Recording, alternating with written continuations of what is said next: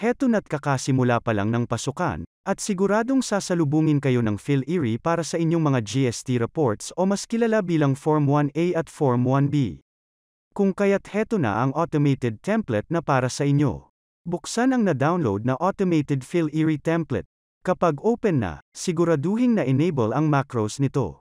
Makikita mo ang welcome page ng Excel sheet natin kung saan matatagpuan ang mga social media links ng ISF sa Facebook, YouTube, Twitter, TikTok, at Instagram. Upang makapagsimula ka na sa pag-encode, e-click ang green button sa ibaba ng welcome page. Bubukas ang class profile sheet na kung e-encode ninyo ang basic profile ng iyong klase. Kung ikaw ang taga-assess sa English o Filipino, itala lamang ang screening test level o antas ng pangkatang pagtatasa gamit ang drop-down menu sa bawat cell. Sa ibaba naman ng screening test level at antas ng pangkatang pagtatasa ang paglalagay ng petsa sa araw ng bawat assessment na isinagawa ninyo. Kasunod nito'y ang mga listahan ng mga bata na nakahanay ayon sa kanilang gender. Nasa kulay blue ang mga lalaki at pink naman ang mga babae na matatagpuan sa baba. Ang buong template ay kayang magtala ng 50 na lalaki at babae o 100 students. Maari mong e-click ang View Female Students Master List upang mailagay ang mga pangalan nila at ang View Male Students Master List naman upang bumalik sa listahan ng mga lalaki. Sa bawat listahan ng mga bata ay mayroong identification kung ang learner ba ay na-assess sa English at Filipino.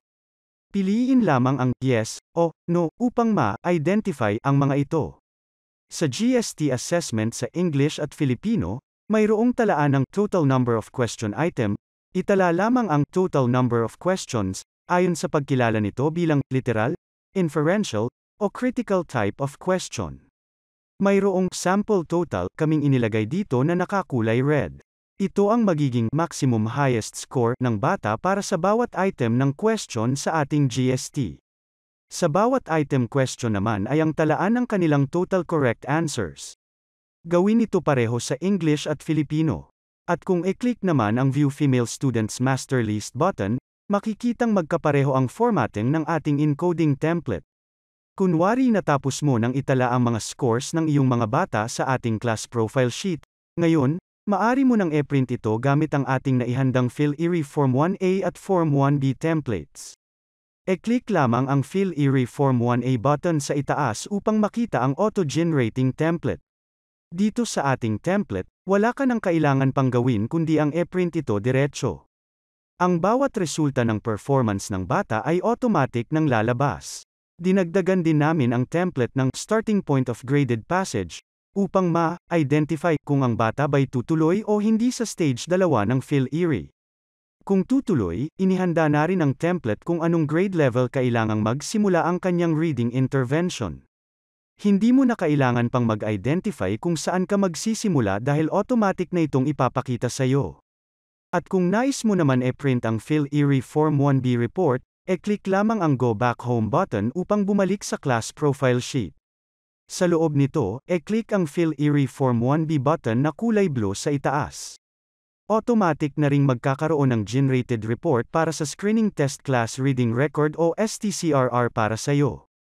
Kagaya ng isang template, ito rin ay mayroon ng starting point of graded passage upang matukoy kung anong level o antas kailangang magsimula ang reading remediation ng bawat bata o kaya'y discontinue na sila sa PhilErie. Sa loob rin ng class profile sheet ay mayroon kaming inihandang GST summary reports for English and Filipino para sa inyo. E-click lamang ang button ng summary report na gusto ninyong e-print. At sa loob ng template, nakalista na ang lahat ng mga batang kinakailangan ng reading remediation. Ito ang mga batang itinala bilang mga less than 14 ang performance scores sa GST. Bawat bata ay mayroong identified starting graded passage o panimulang antas ng pagbasa. Sa ibabang dulo ng template naman ay ang total summary ng report na ito. Identified na rito kung ilang lalaki o babae ang kinakailangan ng reading remediation. Ang template na ito ay prepared na para sa inyo para sa English at Filipino. Kung may mga nakaligtaan kayo sa proseso ng paggamit ng ating template, mayroon ring general guidelines na inihanda namin sa loob ng class profile sheet. At ito ang ISF Automated PhilErie Form 1A at Form 1B reports para sa inyong lahat. Maraming salamat sa panunood.